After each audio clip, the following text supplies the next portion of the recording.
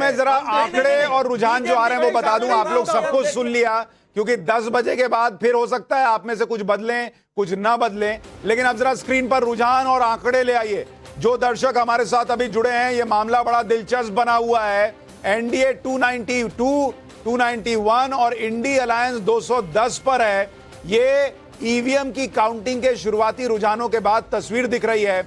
महाराष्ट्र में बीजेपी गठबंधन 21 और कांग्रेस गठबंधन 25, यानी महाराष्ट्र में बड़ा उलटफेर होता दिख रहा है।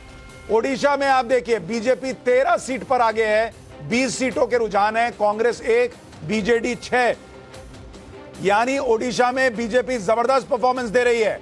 पंजाब में उलटफेर, पंजाब में आम आदमी पार्टी 4, बीजेपी 3, कांग्रेस 3, ये तस्वीर है। सिक्किम में एसकेएम को 1 सीट आती हुई दिख रही है। इसी के अलावा अगर महाराष्ट्र से थोड़ा आगे बढ़ें और मैं आपको दिखाऊं, त्रिपुरा में बीजेपी 2 सीट पर आगे, राजस्थान में बीजेपी 15 और कांग्रेस गठबंधन 9, ये राजस्थान में बड़ा उलटफेर है। तमिलनाडु में एडीएमके 2, डीएमके प्लस 31, बीजेपी कहीं नहीं दिख रही तमिलनाडु के अंदर। उत्तर प्रदेश में आप देखिए, उत्तर प्रदेश में 40 और 39, बीजेपी गठबंधन 40 और सपा गठबंधन 39। पश्चिम बंगाल में बीजेपी 19 पर आ गई है, टीएमसी 21। बिहार में बीजेपी गठबंधन की लीड बनी हुई है, 31 पर बीजेपी गठबंधन और आरजेडी 7। ये बड़ी चीजें देखने को मिल रही हैं। उत्तर प्रदेश में नेक टू नेक फाइट हो गई है। हरियाणा में कांग्रेस 8 सीटों पर आगे चल रही है, बड़ा उलटफेर हरियाणा में होता हुआ दिख रहा है। हरियाणा में 8 सीटों पर बीजेपी आगे। उत्तर प्रदेश में 40 और माफ कीजिएगा, हरियाणा में कांग्रेस 8 सीटों पर आगे। उत्तर प्रदेश में 40 और 39, 40 पर बीजेपी गठबंधन, 39 प्लस जो है वो दिख रहा है सपा गठबंधन। यानी 2 बड़े राज्य महाराष्ट्र और यूपी में बड़ा उलटफेर होता हुआ दिख रहा है। और यूपी में अगर यही तस्वीर रही तो ये चुनाव बीजेपी के लिए फंस जाएगा, ये हो सकता है। लेकिन फिर मैं ये कह दूं कि अभी 9:30 बजे हैं, अभी शुरुआती रुझान है। कई विधानसभाएं ऐसी होंगी जहां पर अभी ईवीएम खुलेगा, ईवीएम के नतीजे आने शुरू होंगे और उसके बाद तस्वीर और बेहतर भी हो सकती है इंडिया अलायंस के लिए, और बेहतर हो सकती है एनडीए के लिए भी। लेकिन मनोज यादव जी, आज तो जबरदस्त लड़ाई चल रही है यूपी में, 40-39। देखिए सुशांत जी, हम लोगों ने वही बात कही थी जो आप दिखा रहे हैं। वैसे लेटेस्ट मैं आपको बता दूं, उत्तर प्रदेश में 48 सीटों पे इंडिया अलायंस आगे हो चुका है, 48 सीट्स। ये बात आप लेटेस्ट चेक करा लीजिए, 48 सीटों पे हम आगे हो चुके। और जो हमने कहा था हम 50 सीट का, करण वर्मा, आपको लग रहा है यूपी में अभी उलटफेर की संभावना है? यूपी में सुशांत जी, मैं पहले दिन से कह रहा था, ईस्ट यूपी में भी कुछ पॉकेट्स ऑफ वेस्ट यूपी में भी समाजवादी पार्टी का नो डाउट रिसर्जेंस था, पर अभी भी क्लोज फाइट रहेगी। 2-2.5% के वोट पे बहुत फर्क आता है। 50 सीट अभी भी बीजेपी जीतेगी, ऐसा मेरा मानना है, 50 से 55 सीट। इसलिए ये अभी जब जैसे जैसे सेटल होगा हम पाएंगे। ठीक है, अमित कुमार, अमित यूपी में क्या होगा बताइए।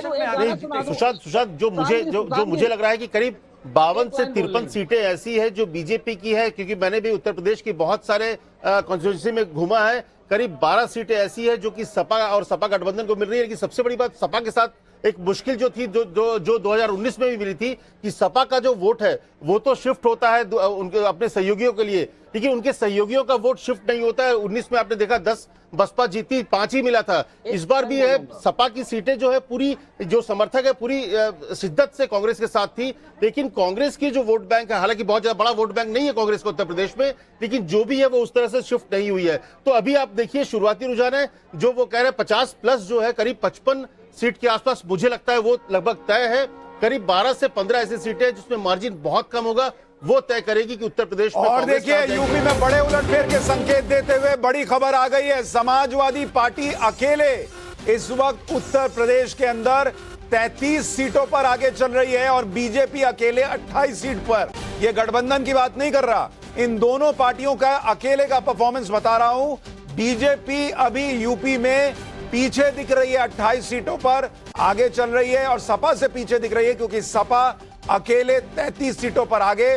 चुनाव आयोग जो है उसके मुताबिक अभी टोटल टैली में कांग्रेस 61 सीटों पर आगे चलती हुई दिख रही है यानी पिछले बार से बेटर परफॉर्म कर रही है कांग्रेस। ये ओवरऑल टैली का आपको बता रहा हूं। अजय जी, ये बड़ी और अच्छी खबरें आ रही हैं आपके लिए। अजय नहीं है, लोकेश जिंदल जी। लोकेश जिंदल जी अब पूरा फुल एक्टिव हो गए। हम हंग पार्लियामेंट की तरफ जा रहे हैं। मैंने 2 दिन पहले भी कहा था, कल भी कहा और आज भी कहा है सुबह, हम हंग असेंबली की तरफ जा रहे हैं और जो बीजेपी के लिए बहुत बड़ी हार होगी। ठीक है, कांग्रेस के नेता कमलाकर त्रिपाठी हमारे साथ जुड़ गए हैं। कमलाकर जी, इंडी अलायंस बहुत तेजी से अभी बराबर की कांटे की टक्कर देता दिख रहा है। क्या आपको लग रहा है ये अभी रिटेन करेगा, एनडीए बढ़त में रहेगी, लेकिन जो है इंडी अलायंस आसपास आके भी चूक जाएगा, या इंडी सरकार बनाएगी इंडी अलायंस? देखिए सुशांत जी, मैं पहले दिन से कह रहा हूं, it was writing on the wall. आप लोग क्यों नहीं देख पा रहे थे? हम लोग तो सड़क पर घूम रहे थे। इतना ज्यादा महंगाई, बेरोजगारी, इन सारी चीजों से लोग परेशान थे। और झूठ फरेब, आप there is an old saying in English, you can fool some people all the time, you can fool all the people for some time, but you cannot fool all the people all the time. तो ये जो NDA देखिए, बोलते बोलते UP में 41 सीटों पर इंडी गठबंधन आगे हो गया है। यूपी में गजब के रुझान आ रहे हैं। यूपी में 41 सीटों पर इंडी अलायंस आगे हो गया है। और हरियाणा में कांग्रेस गठबंधन 8, बीजेपी 1।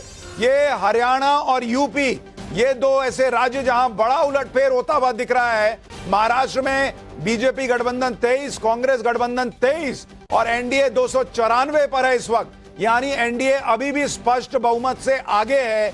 535 सीटों के रुझान है और जो एनडीए अभी 280 के आसपास आ गया था, वो फिर बढ़कर 294 हो गया है। लेकिन मुझे ये बताइए अवधेश जी, क्या ये जो 2 राज्य हैं हरियाणा और यूपी, ये रुझान ऐसे ही रहेंगे या यहां आपको लग रहा है कि चीजें बदलेंगी? और हरियाणा में ये क्या हो रहा है? देखिए, फाइट बहुत स्पष्ट है। इन दोनों राज्यों में मैं जाकर देखा था कि फाइट है, अनेक सीटों पर फाइट है। इसीलिए मैं कह रहा हूं कि अभी नतीजों इसको नतीजा मत मान लीजिए।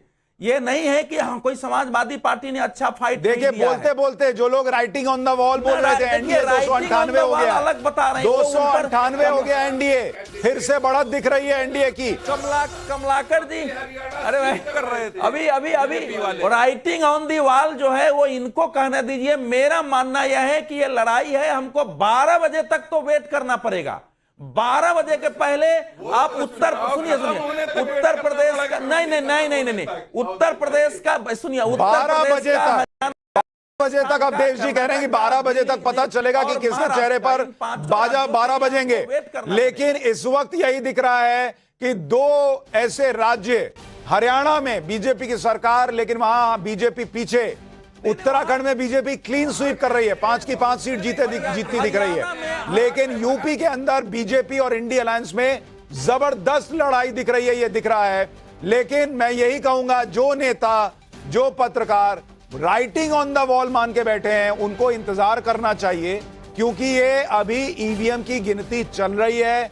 एनडीए अभी भी 298 पर है, यानी स्पष्ट बहुमत से 26 सीट ज्यादा पर बैठा हुआ है।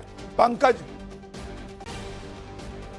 सुब्रत पाठक हमारे साथ बीजेपी से जुड़ गए हैं। पाठक जी, सुब्रत पाठक जी, यूपी में बताइए ये क्या हो रहा है? बीजेपी गठबंधन अभी सपा गठबंधन से पीछे दिख रहा है। नमस्कार। नहीं, देखो ये क्या होता है ना कि जहां के ऊपर ये जो पहले चरण की जब शुरुआत होती है, तो कई क्षेत्र ऐसे होते हैं कि जैसे उनके बाहुल्य क्षेत्र होंगे। अब जैसे हमारी कन्नौज लोकसभा है, तो हमारे कन्नौज लोकसभा में 5 विधानसभाओं में जो पहले राउंड के जो खुलते हैं, तो पहले राउंड वो समाजवादी पार्टी बाहुल्य क्षेत्र हैं, तो वहाँ से स्वाभाविक है कि समाजवादी पार्टी को बढ़त मिलेगी। लेकिन उसके बाद फिर 4-5 राउंड की गिनती हो जाने के बाद में फिर हम लोगों को बढ़त मिलना शुरू होती है। तो ऐसा ही लगभग और भी क्षेत्रों में होता होगा। तो कुल मिलाकर ये पहले क्षेत्रों, जो पहले चरणों का ये जो रुझान है, तो इसमें कोई ज़्यादा चिंताजनक बात नहीं होगी। तो जहाँ के ऊपर भी, अब जैसे मैंने अयोध्या है, अयोध्या सीट पे क्या कोई हम हारेंगे क्या? वहाँ से पीछे चल रहे हैं। मैंने लखनऊ है, अब लखनऊ क्या कोई हम लोग हारेंगे क्या? वहाँ से पीछे चल रहे हैं। तो आप ये सब मान के चलिए कि ये सारी सीटें जो है ये भारतीय जनता पार्टी की, मेरे अपने हिसाब से। तो आप देखिएगा एक बार जरा, जहां पे 5, 7, 8 राउंड जब हो जाएंगे। अच्छा पाठक जी ये बताइए, लास्ट में अभी इतना देखने के बाद आपको अभी बीजेपी की यूपी में कितनी सीटें लग रही हैं कि आनी तय हैं?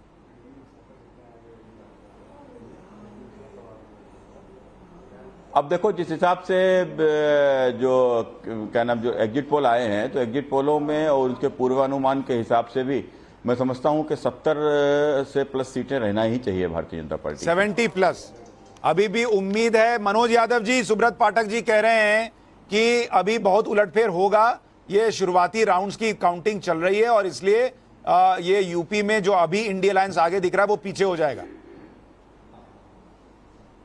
देखिए वो उनकी अपनी इच्छाएं हैं और हर आदमी की अपनी शुभेच्छाएं होती हैं कि उसके लिए, उसकी पार्टी के लिए अच्छा हो, उसमें दो राय नहीं। लेकिन ठीक है, उत्तर प्रदेश में जो समाजवादी पार्टी अलायंस ने कहा वही। मनोज भाई आपकी आवाज चली गई है। बड़ी खबर अभी ये बता दूं कि अब 543 सीटों के रुझान आ गए और 543 सीटों के रुझान में एनडीए अभी 300 पर दिख रहा है, इंडिया अलायंस 219 पर दिख रहा है और अन्य के खाते में 24 सीटें जाती हुई दिख रही हैं। महाराष्ट्र में कांटे की टक्कर 24 और 24 का मामला। अयोध्या में बीजेपी के लल्लू सिंह आगे हो गए 1200 वोटों से। तो जो सुब्रत पाठक साहब कह रहे थे वो है कि अयोध्या में बीजेपी हार जाए और वो भी राम मंदिर बनने के बाद, ये सुनकर ही असंभव जैसा लगता है। तो ऐसे में बीजेपी के पीछे चलने को हार से नहीं देखा जाना चाहिए, वो ये दावा कर रहे हैं। सुब्रत पाठक जी, वैसे